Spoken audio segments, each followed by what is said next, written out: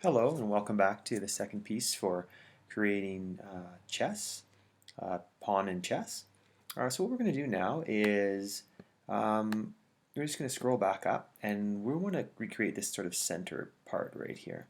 So we're going to grab a cylinder, we're going to pull it in, kind of center it.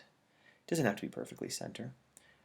Pull it up, and then what we want to do is we want to squish the cylinder down to kind of get it that size. So we're going to grab it from the top, kind of push it down, and like before we're going to enter our orthographic view. Actually, we were in orthographic view just from the front there.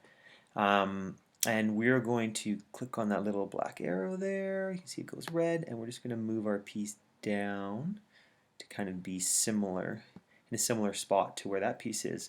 Then we want to bevel the edges, and you remember as we bevel the bottom down here, click on our shape, and there's bevel right there. We can just move that up. Now I'm just going to switch back to my 3D view. We can center this piece right now. So if you recall, just to center, we highlight, we align, and I'm just going to back up just a little bit. Align there and align there. Now that piece is sitting perfectly center. Alright, so now we want to build this top piece. We're not going to have the same smooth curve that this piece has. So what we're going to do is we're going to grab another cone right here, bring it in, kind of align it up on the side, use this the arrow to bring the cone up to the area where we want it. I'm just going to move the cone over our piece, and I'm just going to zoom in a little bit so that's easier for you to see. And we want to rotate the cone around. So you can see there's our rotation. I'm just going to move this shape out of the way here. There's our rotation symbol right there. And you notice it snaps when it rotates on the inside like that, and then you got a smooth rotation on the outside. So I think we're just going to snap. We'll go 180.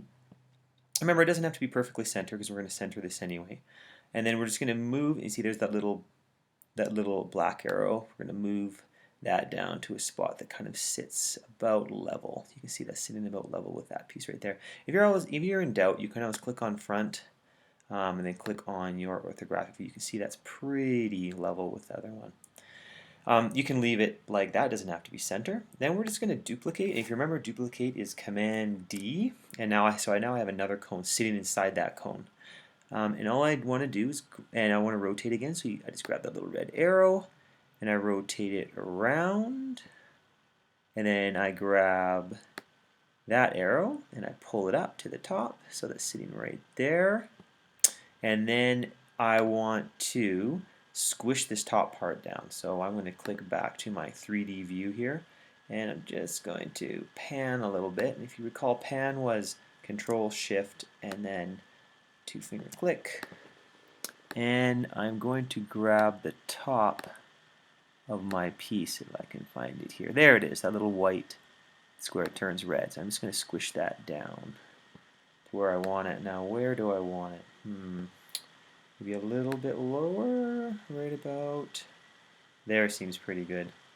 Okay, so now I'm going to align all my pieces up. So just highlight all my pieces, go to the align button right there, and then I'm going to align as I usually do that piece and that piece. So you can see now everything is perfectly centered.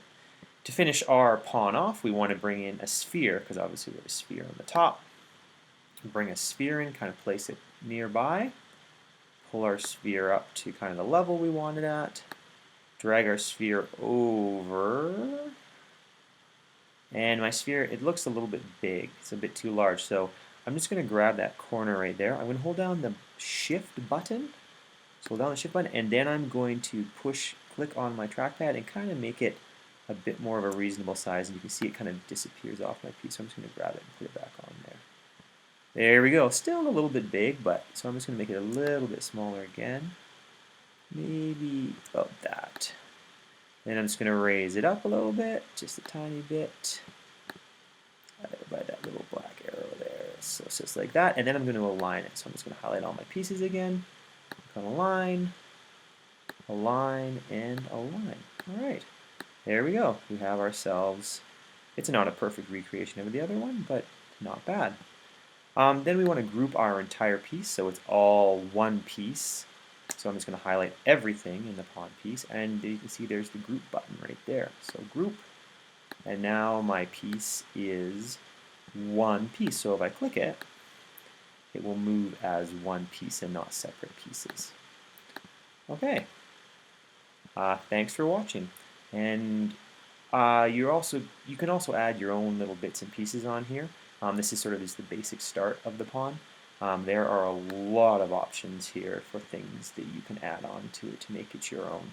So that's sort of the starting base for it.